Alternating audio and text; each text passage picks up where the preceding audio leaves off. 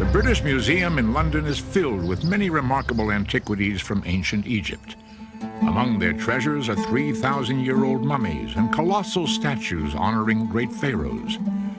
But there is one item that is more valuable than all the rest. At the entrance to their Egyptian collection is a large stone tablet, one that could be overlooked if not for its conspicuous and prominent position. It's known as the Rosetta Stone, one of the most important treasures of all time.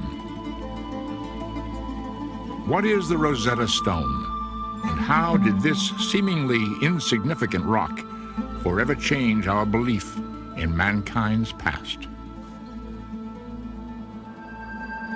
For 2,000 years, the history of ancient Egypt was buried in the sands of time. Travelers and scholars were aware of the existence of these mysterious people, but nothing was known about them. What kind of men built these gigantic pyramids the size of mountains? To what gods did they dedicate their enormous temples the size of cities? And why did they preserve their dead, burying with them treasures beyond belief? Visitors to this ancient world find strange picture writing everywhere. First called hieroglyphs by the Greeks, this mystical language fills the temples, monuments, and tombs. Walls abound with bizarre pictures of animals, human heads, and unknown shapes. Many surround paintings of Egyptians giving offerings to animal-headed gods. Even their dead were buried with this sacred script on their wrappings and coffins. What do these strange carvings say? Did the Egyptians possess black magic medicine and powerful weapons? Would they provide us with answers to the Bible's mysteries? What was needed was a clue, a key to unlock the mystery. Like the rediscovery of ancient Egypt, the finding of an unusual and puzzling tablet would be only the beginning. By the time of Christ, the ancient Egyptians were already legends of a distant past. Greek and Roman historians could only guess at what knowledge this once powerful civilization possessed.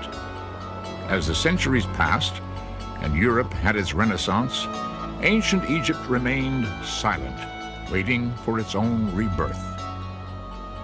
It took one of the most powerful men of all time to awaken Egypt from its sleep, a man whose leadership in battle was matched only by his passion for history. During the late 1700s, the French and British were fighting a war for world domination. In 1798, General Napoleon Bonaparte proposed leading the French army on a military invasion of Egypt. If the French could command this crossroads between Europe and Asia, they would control trade and become the most powerful country in the world. By this time, the 29-year-old Napoleon had become a legend in the French army. His victories over Austrian forces in Italy established France and himself as new powers to be reckoned with.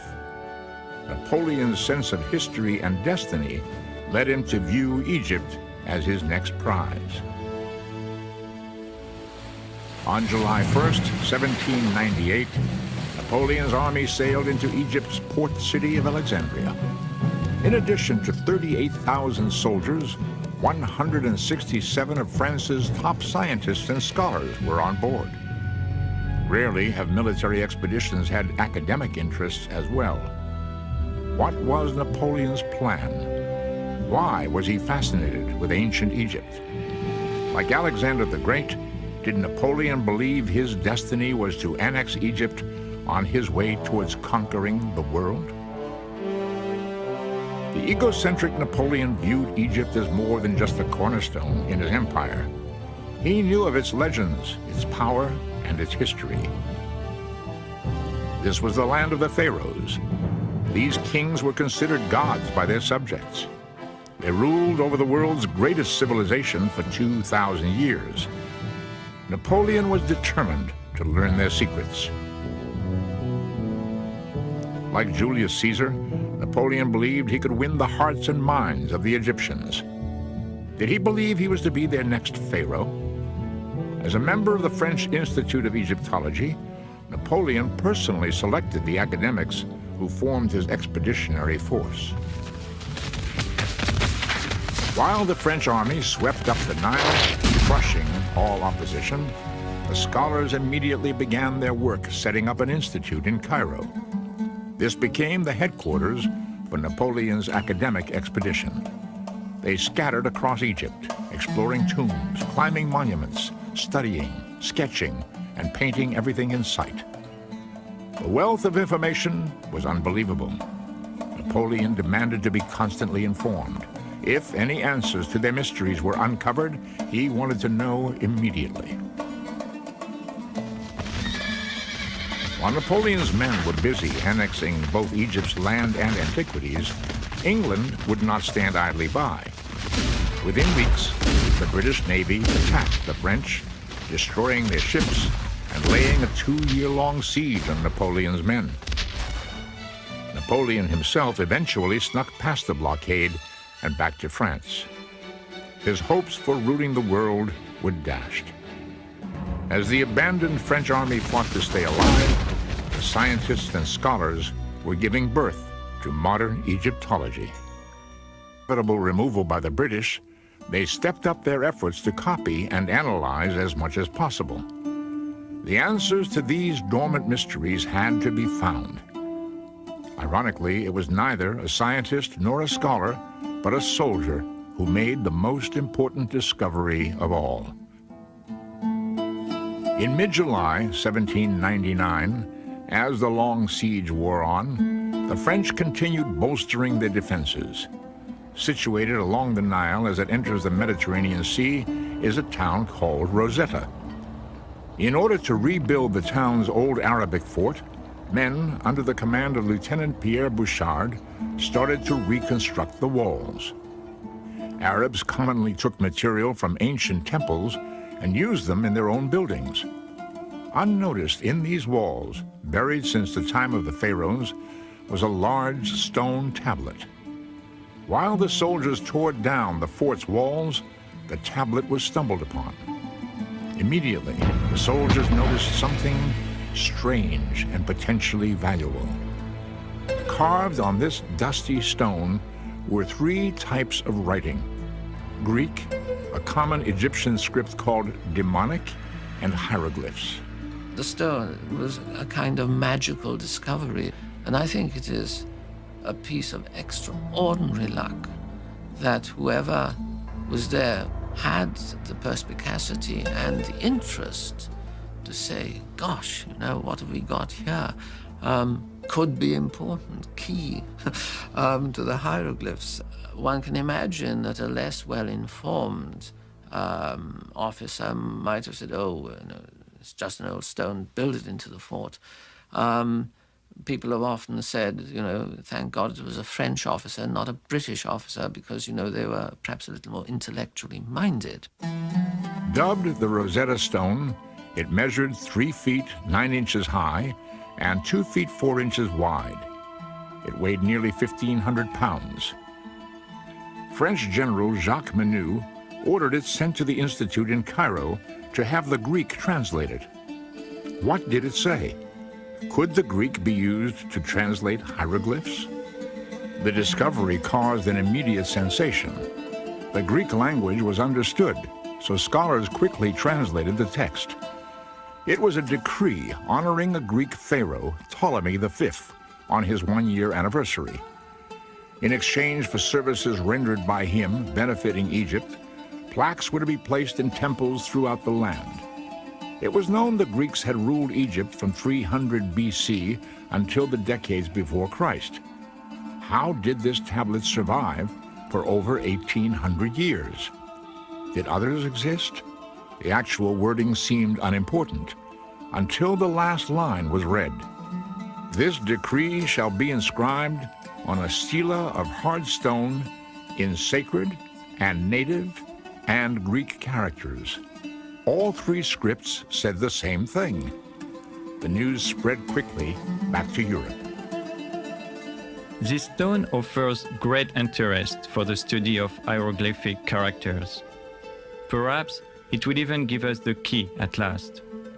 Courrier de l'Égypte, August 1799. The Rosetta Stone would not stay in French hands long. The British siege was soon to tighten, forcing the French to surrender. How did a French general try to hide the stone and prevent the British from taking possession? During negotiations, English military officers demanded the stone. Did they believe the translated hieroglyphs would reveal military secrets? Would this stone be the voice to end ancient Egypt's long silence?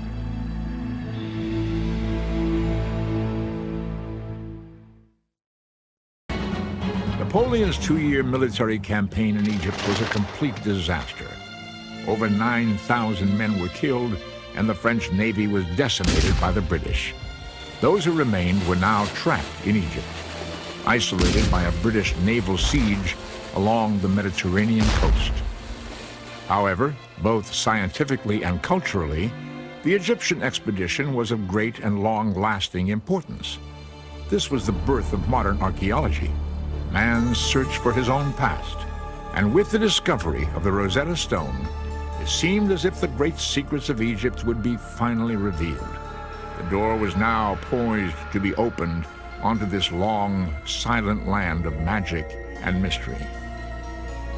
The looming deciphering of the hieroglyphs was keenly watched by both the French and English military. French officers in Egypt knew firsthand the power and glory of the ancient Egyptians. The indisputable evidence was before their eyes. The pyramids and temples were obviously built by a great and advanced civilization. If the Rosetta Stone could be used to translate their language, might Egypt's former glory be resurrected and become that of France? How quickly could the French decipher the stone and thus read the hieroglyphs? Would the code be cracked before the British forced their surrender? Under military orders, scholars at the Institute raced to complete the deciphering. The Rosetta Stone had 3 texts written on it, each in a different script. Reading top to bottom, they were hieroglyphs, demonic, and Greek. The Greek section told of the tablet having the same information written in all 3. While Greek was easily understood, several obstacles stood in the way of using it to translate the 2 Egyptian scripts. First and foremost, nobody had been able to speak or read either Egyptian language for almost 2,000 years. The French had no idea as to what any of the Egyptian symbols or words meant. Were the signs phonetic, like an alphabet, or were they pictorial, like Chinese character writing? Without any clues, they had to start from scratch. A second hurdle was that the stone was broken at the top and sides. The hieroglyphic section at the top was the most damaged. Only 14 lines of text existed. The demonic section in the middle had all of its 32 lines of text, but was broken along the right side. The Greek section consisted of 54 lines. The frustrated French had no way of knowing which words or lines of text matched up with which Greek words. As it turned out, time was not on their side. In August 1801, 2 years after the discovery of the Rosetta Stone, the English ended their siege, attacking and forcing the French to surrender Egypt. As part of the withdrawal agreement, French military officers were allowed to keep all their personal possessions, but the Institute in Cairo had to hand over all of their discoveries. The academics were furious. What right did the British military officers have to abscond with the legacy of the past? Egypt belonged to mankind. What would become of these priceless treasures?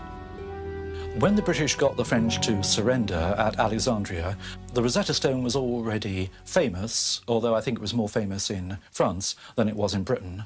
But it was certainly regarded as one of the spoils of war, and it was regarded as one of the fruits of the British victory. The French were distinctly reluctant to let the stone out of their hands and hid it away, trying to pretend they hadn't got it. You are taking from us our collections, our drawings, our copies of hieroglyphs. But who will give you the key to all that? Without us, this material is a dead language that neither you nor your scientists can understand. Sooner than permit this vandalous spoliation, we will destroy our property. We will scatter it amid the sands and throw it into the sea. If it is celebrity you are aiming for, very well. You can count on the long memory of history.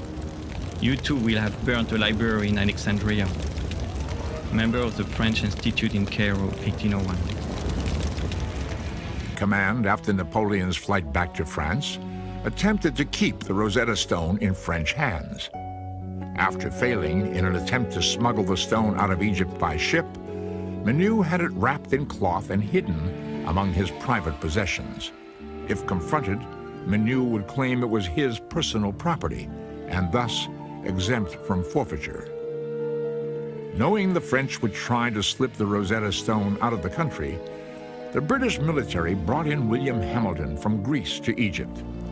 He had an eye for the antiquities of the world. While in Greece, he was instrumental in acquiring the Elgin marbles from the Parthenon in Athens. The British knew he would not leave Egypt without more treasures for the king. Hamilton and the British military suspected Menou of hiding the stone. When confronted at his home in Alexandria, Menou protested vigorously his right to keep the stone, but the British officers were insistent. At the point of a gun, Menou agreed the French were on the losing end of this battle. Rather than destroy the stone, Menou agreed the British were stronger and had won the right to this most valuable of trophies. William Hamilton confirmed the stone was authentic, and the British Army finally took possession of their prize.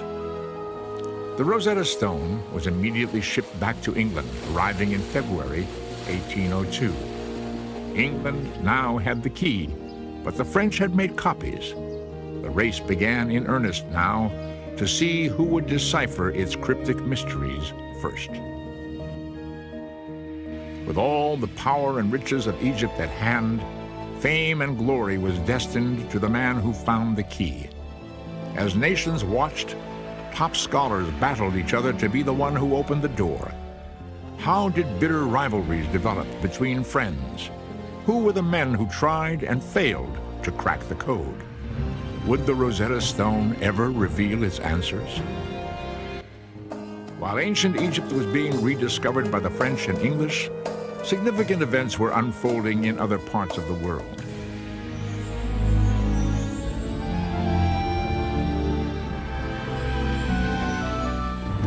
The United States of America doubled its size by signing the Louisiana Purchase in 1803. Captains Lewis and Clark would soon lead a 2-year expedition across this uncharted land. Thomas Elgin captured the public's imagination when he arranged to take sculptures from the Parthenon in Greece and have them shipped to England. And in China, after nearly 4,000 years of rule, the dynastic era was nearing its end. The Manchu dynasty would be its last. At the beginning of the 1800s, reports from newly explored parts of the world amazed the European and American public. No discovery was too incredible. Anything seemed possible. As news of Egypt's wealth of wonders began to circulate, the fascination for all things Egyptian became insatiable. There was a feeling that the hieroglyphs contained secrets about the gods, the universe, astronomy, that were simply not known to ordinary people. There was curiosity right from the start because the things are so obvious and so pictorial, and above all because they've been associated with the temples, the priesthood. There was a feeling that they had to contain mysteries, that hieroglyphs weren't just ordinary writing, that there you had a civilization that if only you could crack the mystery would tell us things that nobody had ever thought of. And now, with the key to the Egyptian language in hand, all eyes turned towards the decoding of the Rosetta Stone.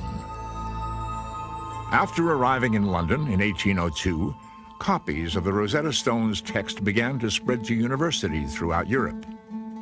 The deciphering race was beginning to develop into the world's greatest detective mystery. Its answers were destined to change our views on religion, science, and history. How would our beliefs in the Bible be affected? What magical medicines and technologies were going to be discovered? How did such an advanced civilization perish? As language specialists first began to study the relationship between the three scripts, no clear pattern was evident. The broken stone seemed to prevent any ability to match words and sentences. Not one hieroglyphic word or phrase could be positively identified. How was this seemingly impossible task going to be accomplished? What should their first steps be? Desperate for any clues, scholars dug into the past for help. The earliest account of the Egyptian language is a Greek book written by Horapollo. Said to be an Egyptian priest, he wrote extensively on the usage and meaning of the hieroglyphs. His 5th century BC book, Hieroglyphica, became the cornerstone of future beliefs. Horapollo wrote of 189 different hieroglyphic signs. With each one, he detailed their description and mythological meaning. While he discussed specifics on individual signs, Horapollo never combined them to form sentences or paragraphs. While many of his findings were correct, his work also contained errors. Horapollo tells us things that actually are true, but he tells us things for quite the wrong reason. So he says, for example, that in Egyptian hieroglyphs, the word for mother is written with a vulture. That happens to be true. But he then explains that in nature, there are no male vultures. All vultures are female. And there's a great mystery here. Now, later on, as people started to look at the natural world and spotted indeed that there were vultures that were male and female, poor old Horapollo got discredited. So the truth he was telling us got thrown out with the mystical verbiage that he dressed it in. Also consulted historians' findings from the Middle Ages. As Europe entered its Renaissance, religious influence supported the idea that the hieroglyphs held answers to biblical mysteries. People start to interpret ancient Egypt entirely through the Bible. So they look at the pyramids and say, the pyramids are not just ordinary tombs for ordinary kings. They are the granaries that Joseph, in the Bible, put up to collect the grain during the 7 good years in preparation for the 7 years of famine that were going to follow. So the mystery is kept, but it's always filtered through the idea that it reflects a story in the Bible. Scholars also reviewed the work of German mathematics professor Athanasius Kircher. He became the recognized authority on hieroglyphs during the mid-1600s. Like Horapollo before him, Kircher described each hieroglyph as representing an idea or concept. Unlike Horapollo, Kircher began to combine them into words and phrases. Furthermore, Kircher simply made up imaginary translations. His fanciful readings led even the Pope to believe he could actually read the Egyptian language. Over a century later, at the time of Napoleon's expedition, Kircher's studies were still widely held as true.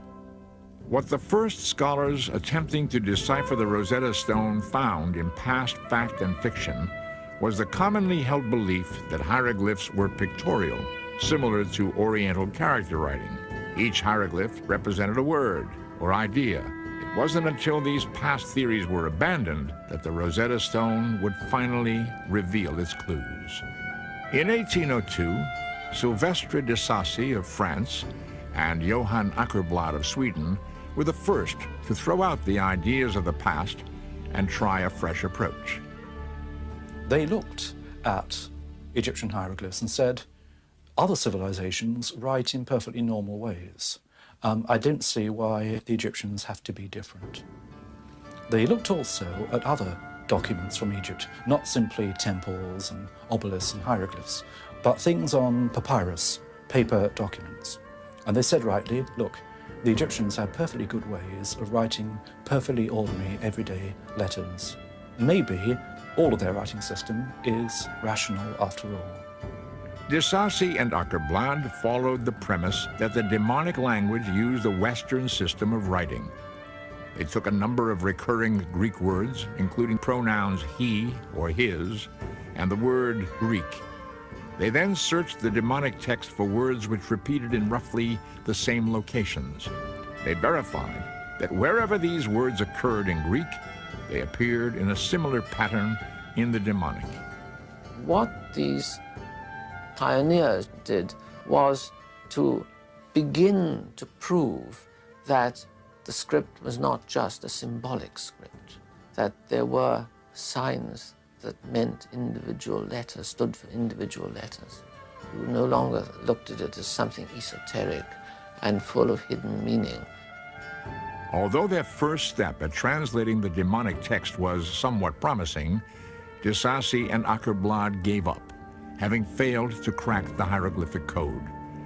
3 years after the Rosetta Stone's discovery, opening the window onto Egypt's secrets was proving to be far more complex than anyone had thought. The greatest minds of Europe were beginning to think the mysteries of Egypt would stay hidden forever.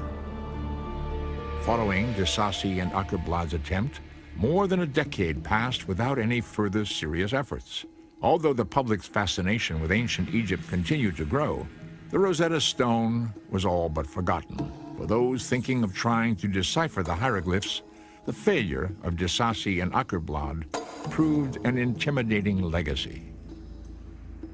There was a feeling, as with most decipherments, that it's a big prize but also a big risk. You could end up covering yourself with glory, and you could end up making a really big fool of yourself. Now, scholars are by temperament rather cautious, and it takes a certain kind of person to say, I don't care if I make a fool of myself, I'm going to have a go at this. Up next, the race heats up again as a wealthy scientist from England battles a young, obsessed French scholar to find the key. Meet the British genius who decided to spend his summer vacation decoding the Rosetta Stone. How did he become the first to read the hieroglyphs? Also, discover the legend surrounding a sorcerer's prediction that a small-town boy would be the one to bring light to the past.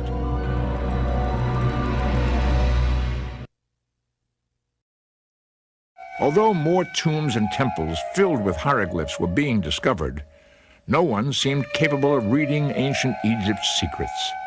This magical language seemed destined to stay buried forever. As the 15th anniversary of the discovery of the Rosetta Stone came and went, no further progress had been made on its deciphering. Although past failures at cracking its riddle seemed to prevent any future serious efforts, two men would soon step forward, each one claiming they were the first to turn the key. In the summer of 1814, a 41-year-old physician, physicist, and linguist from London took a copy of the Rosetta Stone to his country home. He decided to spend his summer vacation mulling over its puzzle. This time, the Rosetta Stone would begin to speak. Thomas Young was one of the most remarkable people that Britain has ever produced. If you do a list of his achievements, it is quite amazing. He looked at the question of light and how that works, and he comes up with the wave theory of light, which is the foundation of a lot of modern physics. He is interested in the human eye. He's interested in how it sees color. He's interested in perception. And his notions of the human eye are at the basis of a lot of modern optics. This man was probably the most brilliant problem solver that Britain has ever produced. Young felt much of the mysticism surrounding ancient Egypt was nonsense. He did not believe secrets to the universe were going to be discovered. What attracted him to the Rosetta Stone was that it was a problem, an unsolved mystery, and he wanted a chance to crack it. Young began by concentrating on the words graphically.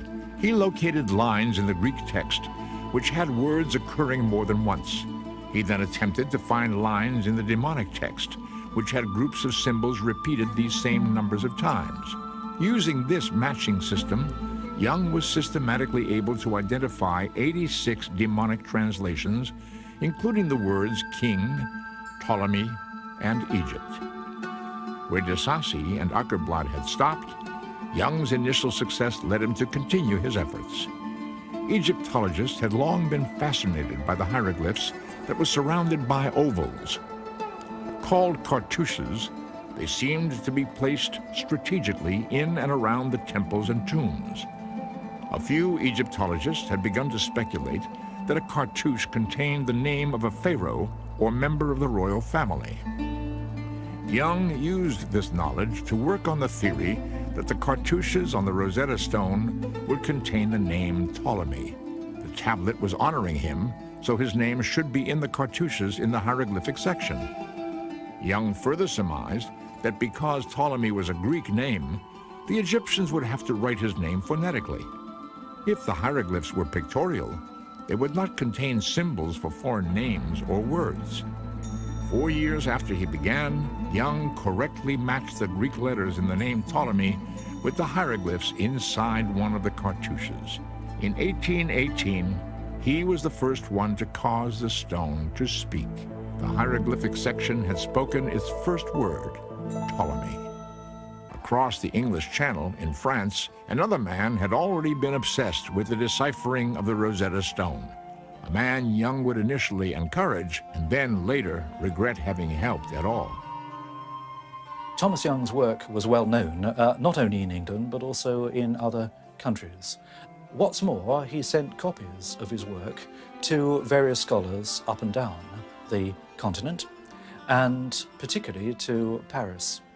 And copies of Young's work were sent to Sylvestre de Sacy.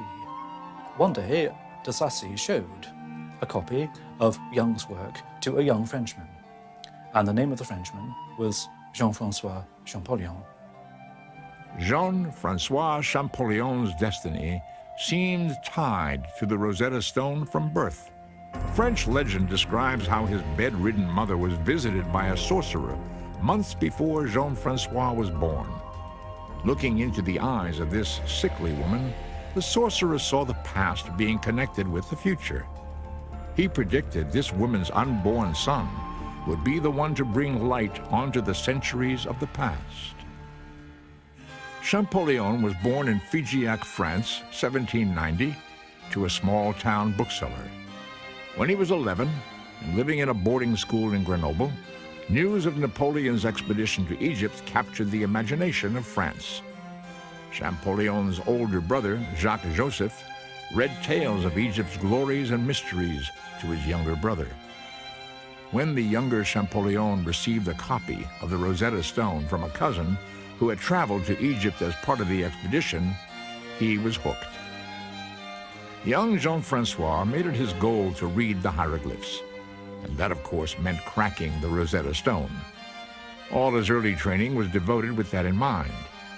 He soon paid little attention to his other studies. Languages were his all-consuming obsession.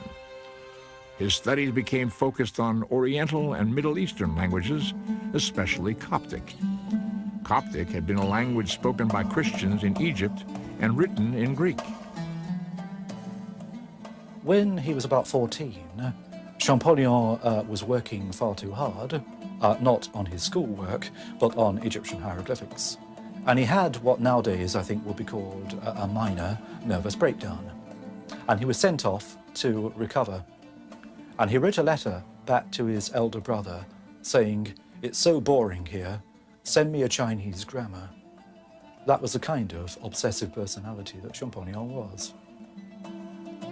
Champollion's early studies focused on the deciphering of the demonic language and its relation to Coptic. He had previously believed that hieroglyphs were symbolic, that they were mysterious and could not be deciphered in an ordinary way. But at about the same time as Young, Champollion began to sense the same links between the Greek names and the hieroglyphic cartouches. When reports of Thomas Young's work reached him, Champollion realized in a flash they were correct. Champollion would take Young's work and propel it forward. After obtaining an inscription of the known cartouche of Cleopatra from the Temple of Philae, Champollion recognized that if Ptolemy and Cleopatra have common letters, their hieroglyphs should have similar signs as well. When Champollion lined up their hieroglyphic names, the signs for P, L, and O lined up. Champollion had proven Young's theory that foreign names were spelled phonetically in the hieroglyphic language. The door was now open, and Champollion was about to walk through. Champollion realized that Young was right, that you could show that hieroglyphs could write the names of the Greek rulers of Egypt. But that was one thing. It may be that that was simply a way used in later times to write foreign names. The question was whether hieroglyphs went back in the same way into earlier periods. Champollion took a look at a copy of an inscription from the great temple of Karnak. This inscription had a king's name repeating itself many times. The king's name was written with 3 signs. At the top was a sun disk.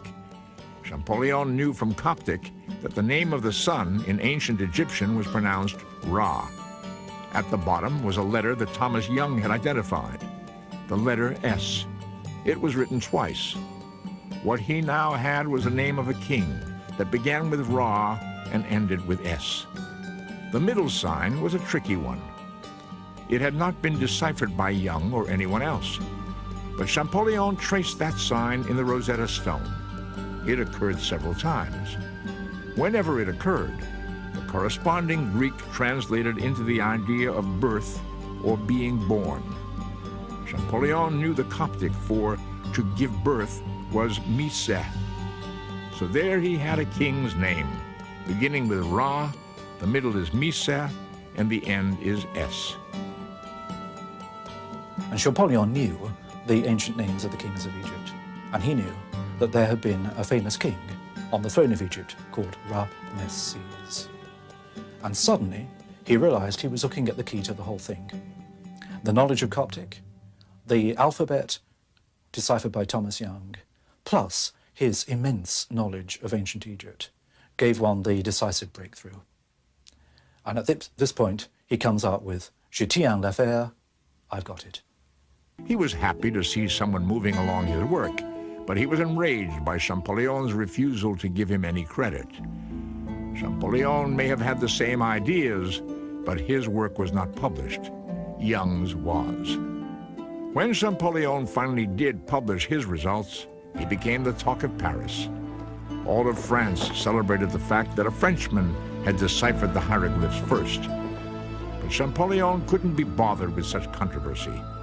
His tremendous work ethic only grew as his efforts continued with astounding tenacity and speed. He was now determined to compile a complete list of all pharaohs and the dates they held power.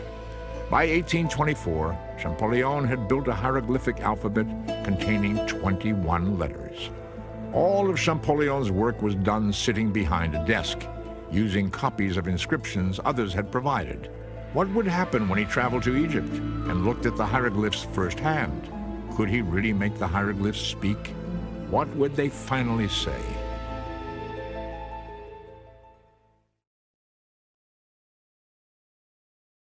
The door was beginning to open into Egypt's past. The Rosetta Stone was finally proving to be the key to unlocking the hieroglyphs. But what did they say? What secrets and mysteries would be revealed? The announcement of Jean-François Champollion's discovery brought him much acclaim in France. The French Academy had previously considered him a crazy obsessive, working away in his room and getting nowhere. But now, suddenly, he was a national hero. The French government asked Champollion to arrange the purchase of British Egyptologist Henry Salt's extensive collection. After its incorporation into the Louvre Museum in 1827, Champollion was appointed the museum's first curator of Egyptian antiquities. However, Champollion had more in his mind than building a museum's inventory. He wanted to travel to Egypt. In 1828, with help from the Museum of Turin in Italy, Champollion organized an expedition to travel up the Nile River. This was the largest scientific effort to Egypt since Napoleon. It was his first exposure, and an absolute stunning exposure, to the monuments of Egypt. And of course, he ran around them like a wild thing, identifying cartouches. This was one thing that was obsessing him at the time, trying to establish the dates of monuments and the order of kings, because they had no true framework for Egyptian history that they could base on the evidence from the monuments. Champollyon's trip proved beyond a doubt his methods were accurate. He was able to read the ancient Egyptians' language off the temple walls themselves. His efforts in translating the hieroglyphs accredited with single-handedly creating the science of Egyptology. Egypt was no longer the land of silence. It was now speaking to us from the past. The names of pharaohs such as Ramesses and Tutmosis were legendary, but now their faces could be identified. We now knew when they ruled and in which temples they prayed. Upon returning to Paris, Champollion continued his work. He now had enough material to write the definitive history of Egypt. Unfortunately, he would never get the chance. On March 4th, 1832, Jean-Francois Champollion died. Champollion never had any doubts about his own ability and about his own achievement. And although he died at the age of 42, towards the end of his life, it was realized what he had done. And the French, quite rightly, created a professorship of Egyptology for him, the first anywhere in the world. So he died knowing that his achievement had been recognized. A lot of Champollion's work was left after his death, and the elder brother collected it, published it as a memorial to the genius in the family. Where Champollion had focused on the pharaonic history of Egypt, others began to use his tools to study the demonic and hieroglyphic languages. The amount of written material on walls and on papyrus scrolls was tremendous. As the years went by, the social, political, economic history of the ancient Egyptians began to be understood. But it was the personal written records that surprised most people. We learned that by looking at the ancient Egyptians, we were looking at ourselves. Slowly, it became clear that the Egyptians were like the rest of us. They wrote letters to the bank manager. They wrote letters to the local tax official. They wrote letters to each other about various normal aspects of normal lives. They had literature, just like ours, not very different. The Rosetta Stone brought back to life the history of both ancient Egypt and of mankind itself. Although the Rosetta Stone has been deciphered now for more than 170 years, we're still only scratching the surface of what mysteries are buried. From the spectacular treasures found in the tomb of King Tutankhamun in 1922, to the uncovering of the tomb of the sons of Ramesses the Great in 1995, ancient Egypt is still providing new and amazing discoveries. In a period when all we knew about our own origins was in the Bible or in the writings of the Greeks and the Romans. After the Rosetta Stone, we start to look at ancient history speaking for itself. It starts to say, where have we come from? Where have the ideas come from? What are our roots? And the Rosetta Stone is a way of bringing us face to face with our own identity.